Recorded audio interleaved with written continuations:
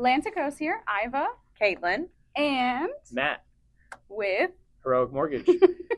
we're here today to answer some of your top questions. Is 2026 a good time to buy a house? So I think it's going to depend on location. And then obviously we want to talk about Florida prices, right? So some really great facts and something that I've found recently is that Florida's correction is completely uneven. So all of like South Florida and Southwest Florida, they're at about a 10% to 9% price reductions. So as to where Jacksonville is at a 1.4%. So that's a pretty Hold it crazy strong.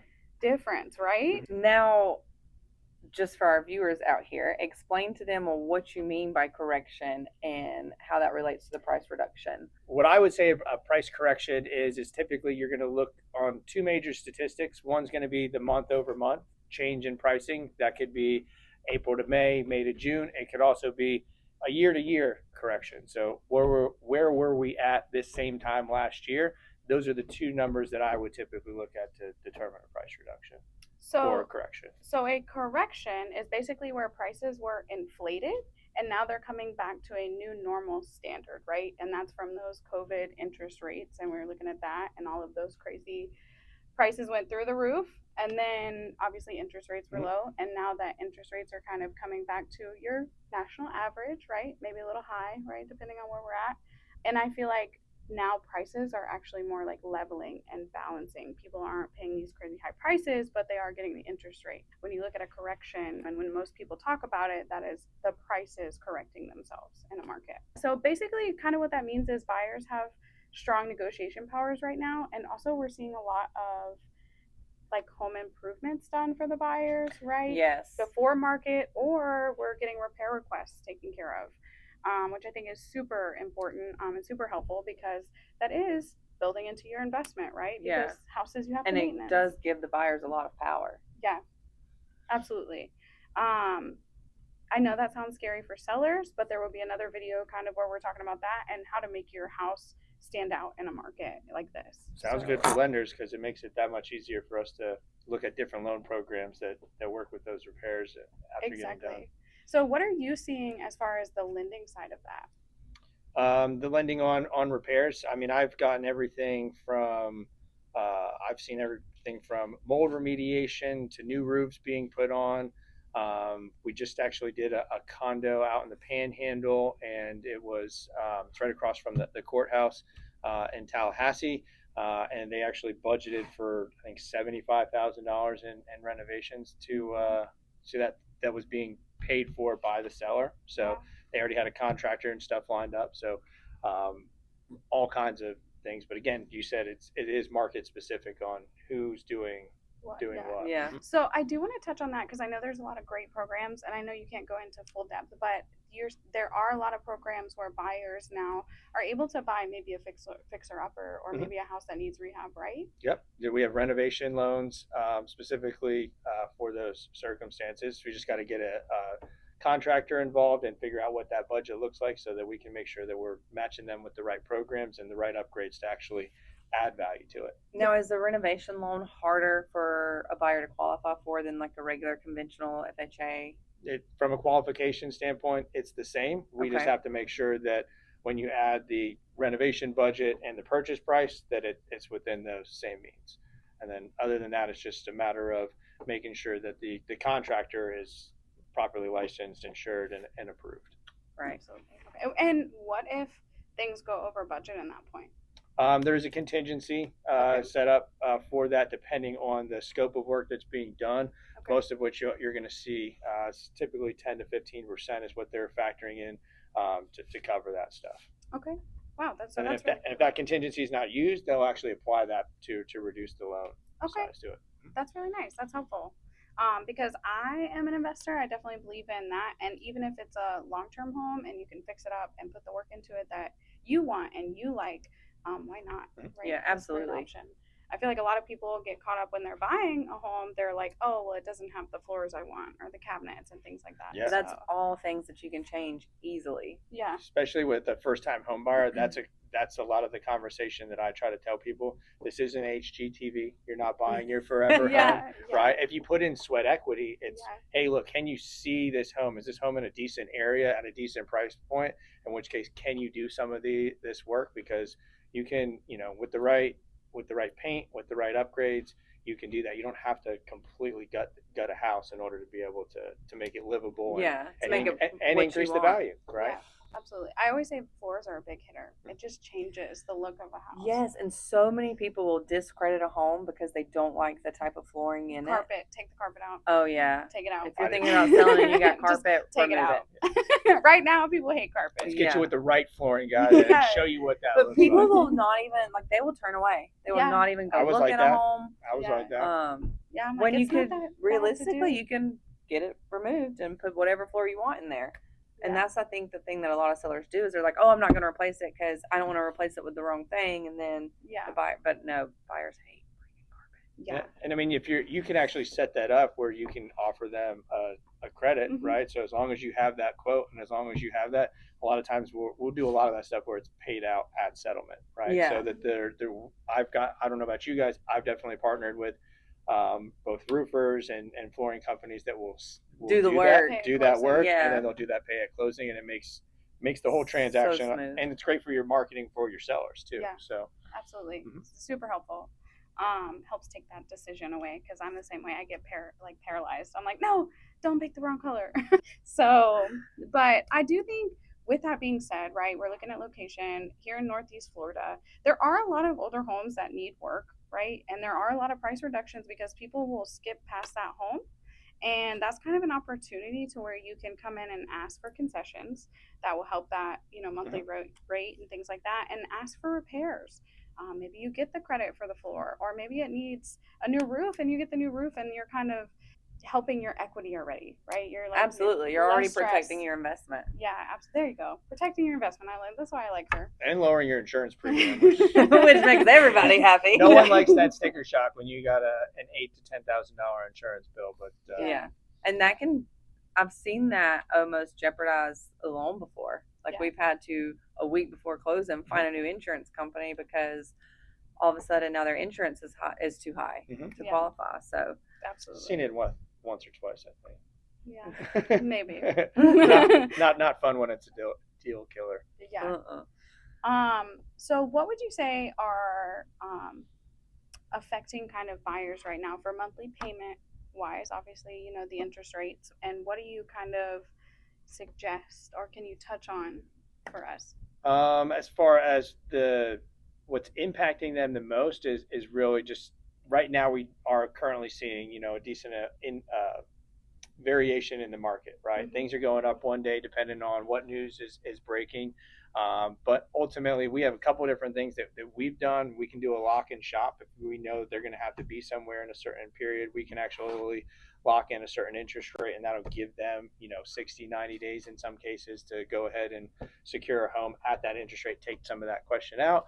Otherwise, a big part of what we do when we're putting together a budget for anyone, let's say they're between 400 and 450, we put together what we call our payment matrix. So we'll give you 4 different price points. We'll give you 4 different interest rates, right? So that if you go and you look at this house, you now know, okay, well, if I'm looking at something that's 450, here's 4 interest rates. Here's my options. Exactly. And that's, hey, look, I'm shopping on the weekend and I don't necessarily know whether it's going to be in my budget or not, but you can get a general range. And then if it is something that you guys really like, because it does meet that criteria, you give me a call, we run the numbers, and then we can give you more detailed things. That's one of the things that we do regardless, just because I think it conceptualizes it and makes your guys' job a lot easier when you're out there showing it. Absolutely. Without sending me 15 different houses and asking me to run numbers on every single one of them, which we're happy to do. Which I will do. Right, yeah. and it happens, Yeah. right? But this allows them to kind of look and say, okay, take some ownership of it and say, okay, look, here it is. It meets that. Am I okay with this range? And then we can figure out what crazy thing happened in the market and did we get a pricing, improvement for rates, and thus, okay, we're on that lower side of things. Or do we need to look at something and possibly negotiate, a seller paid buy down, whether that's a temporary buy down, whether that's a permanent buy down. those are some of the things that we've seen probably most common are those Okay. buy downs. Okay, that's great. I mean, those are, I've seen it as well, and I feel like a lot of people now are stuck on they want it a full buy down, but I do know that sometimes like a 2-1 buy down and stuff like that is a great option. I think that's just when you get with the lender and you talk to them and you say, hey, this is what my life is going to look like. This is where I need to be. I think it's so important when you are having these conversations with agents and lenders that you are fully transparent and open with the lender Mhm. and letting them know what's going on in your life and what you have coming up. Because tell them what you're comfortable with. Yeah, absolutely. And they will help you. They will make sure that you are in a budget that fits what you need, what you're wanting. Absolutely. And because we don't want to be out shopping and then we're over your budget and then you're completely depressed because you can't get this house, or then you're maxing out your budget. Now you're house poor. Yeah. Because that's not fun for anybody. Because you could get approved for $400,000, but your comfortable budget may be $360,000. Mm-hmm. So that's why I think it's so important to have real, honest, raw conversations with your lender, so the messages relate all the way around, and everybody has a budget that actually works for you. Absolutely. And I think the long-term budget also is a huge thing. So we have a first-time home buyer we're working with right now. He's very early on. He's used to a small rent payment, and his house payment's going to be up because now he's not living in a one-bedroom apartment. He's going to have a 3-2, but his pay has also gone up and is expected to go up significantly, right, over the next few years. So it's, yes, let's look at our budget right now. Let's also plan for the future, because it may get a little bit easier for you as the years go on and as your pay increases. That's not everyone. Like we all hope our pay continues to go absolutely. up. But you never know. Exactly. And also goes, how long are we staying in this house? This is your first. This is this guy's first home. That's such an important thing too, because I feel like people get so stuck on their first home being the home and the forever home without looking at it as a stepping stone, basically. Like this, your first home can get you to your forever home. And that's where maybe one of those renovation loans or investing, maybe you want to rent it out and use it as an asset until you later sell it. There are a lot of really great options when you look at all of that. Like considering those rental rates there, when you're purchasing, that can also be a big impact for those first-time home buyers that are looking to grow into that home and grow into their portfolio. Yeah, absolutely. And I will say sometimes too, maybe selling in a few years doesn't make sense because of the market. Like things change, the economy changes, all things like that. Knowing what the rental rate is and knowing that your house can rent for whatever reason is very helpful. So looking into HOAs, different things like that, just to make sure that you are fully protected, especially in those single families and stuff like that. Absolutely. And if you tell your agent, I'm going to rent this home out next year, and then we don't check, it has an HOA that has no rental, like you're not allowed, it has full rental restrictions, you're not allowed to rent. Yep. Now you're mad at us because we put you in a home that you can't rent out. Yep, absolutely. And we'll even explain to people, how does that look when you transition? Can you use part of that rent to cover that monthly payment when you're departing, right? Those are things that you can do. So we help educate them as early on as they're willing to take that on. We don't want to overwhelm a first-time home buyer, but a lot of people will start and say, hey, look, this is what I'm trying to do. Some of them come to me, my first home is going to be a quad, right? And they're going to rent out those. So they already have that. A plan. And in which case we want to make sure that they're as well educated as possible so they can, again, accomplish that long-term. I think planning is so important. Yeah. So many people, I feel like, do rush in a little bit, right? They're like, all right, I need to be in a new place in 2 weeks. Let's go. And it's like, maybe. So when should someone start planning? What? I think that's going to depend on what your life looks like and what your goals look like.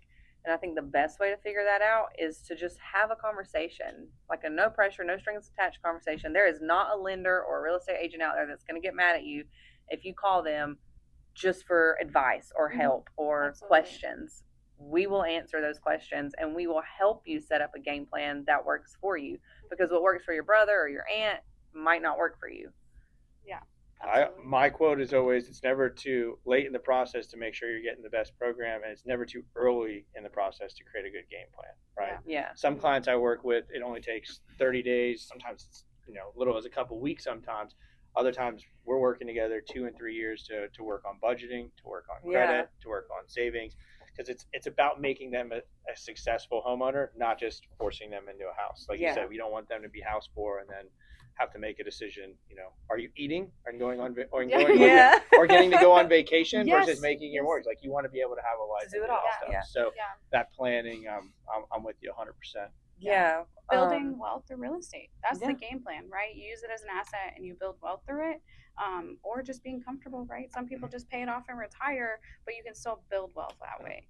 Put that monthly payment in your pocket or on vacation. Yep. So I mean, we'll go over. I mean, during our discovery call, you talk about having the conversation. Mm-hmm. I do a discovery call with every single one of my clients. We want to know timeline. We want to know current goals. We want to know future goals. Yes, we want the meat and potatoes. We want to know where your credit is. We want to know what assets you have. We want to know what debts you're doing. But we're working together and putting together that budget, right? So they know, okay, here's on the high side what money you're going to possibly need if we're not getting any down payment assistance or no seller concessions or anything. And then here's how low it can be, right? And here's the money you should have, because if you're going into an existing home and the water heater breaks, or you do need a new roof, and maybe not now, but maybe that's going to come down the pike in 3 years, in 5 years, whatever it is. Hopefully we're getting better and insurance, rules and regulations there, so that we're not having to redo our roofs as often. But we want to make sure that we're setting that stuff up, and that's imperative, right, to long-term success. And if you're one of those people who are watching this and you're like, oh, my credit score is trash, like I can't. You just need to plan. I think that's the biggest downfall, is so many people just say I can't without starting. Everybody has to start somewhere. Yeah. And you don't need $50,000 or your lifetime savings or whatever. It does help you, and there is times that the lender is going to look at it and say, hey, maybe you should put XYZ down because it's going to put your monthly payment in a better position. But that's why you start the conversation. Yep, absolutely. That was the call you guys, when you guys walked in here, it was a credit repair type of situation. She was already in those steps, but a lot of times credit repair agencies are not necessarily thinking about a mortgage. They're thinking about, how do I move your credit score from point A to point B, and not necessarily how does that impact the overall mortgage. And disputed items were one of the biggest things that we were talking about. When you have a disputed item, if it's a lot of times over $1,000, you had essentially on certain loan programs, you now have an invalid credit report from their eyes. So they may be moving your credit score up by disputing an item, but now they're hurting you mortgage wise. Now we have to undo that and make progress differently. So again, it's especially around the credit piece and the budgeting piece, start as early as it becomes a thought in your mind. I agree. Yeah. Same. Call an agent too, and kind of see, like, maybe you're scared to talk to a mortgage broker because it's numbers, and I'm you guys scared, are and I'm scary. You're kind of scary. I get it. And we can tell you, like, hey, that's a lending question, or maybe that's an HOA question, or maybe it's just we all three get on the phone. Yeah, absolutely. Because if that's what you're comfortable with, like, let's do it. Yeah. Zoom call, come to the office, we'll make it happen. Absolutely. So just to recap, currently buyers are getting great rates, right? They are getting great deals. That's what I'll say. Maybe not great rates. I think every rate is great rates on we houses. Need that on a t-shirt. We're negotiating a lot of really amazing, like, repairs for buyers. Buyers are getting great incentives. And if you don't know, I think we said concessions earlier. That's just the seller is paying something towards either your closing costs, your rate buy down, which is literally if you got a 6% rate, that's going to help you buy it down. Maybe not a full point, maybe just like a half a point. Who knows? He's going to help you figure that out. But there's so many different things that we can do for you, and there's so many different deals that are happening for buyers right now. So don't let the interest rate scare you, because there's ways around it. And it's never too late to start. Start early. So, start right now. Call us. Now. As soon as you finish watching this video. But seriously, follow, like, share, all of the things. We'd love to hear from you. If you want to hear more from him, I don't know if you like this guy or not. 50-50. He's all right. Yeah, he's all right. He's knowledgeable. So you just call him. Don't meet him in person. it's fine. I'm here for I really am here for the education. Don't Not listen to her, I not for promise the he's nice. scared. All depends on you. As long as you're not asking my wife, you're probably in No, good there. she loves animals. Yes. So, and she likes him, and she loves animals. So he. I'm must be like, are you right. saying he's an animal? She will admit that. She will admit that. Yeah. That's It's like running his wife loves animals, so we know we can Yeah. trust him because she likes him too. No, I'm gonna give a little shout out to her business. So she does canine therapy. canine massage therapy. Yeah. And I just think there's such a great value in that. I come from the vet tech world. And a lot of pet parents are looking for that and things like that. From what I understand, she's mobile. Yep. Yeah. And can help your arthritis babies and all those things. And she's so sweet. So you should give her a call too if you need it. Positive Paws Canine Massage Therapy. Yeah. I love Just that. call him and he'll get you over. Yeah. it. We'll talk about the house first, and then we'll take care of your Yeah, canine. we'll make sure that your house What- comes with a big enough backyard. Yes. There you go. Yeah. There you absolutely. go.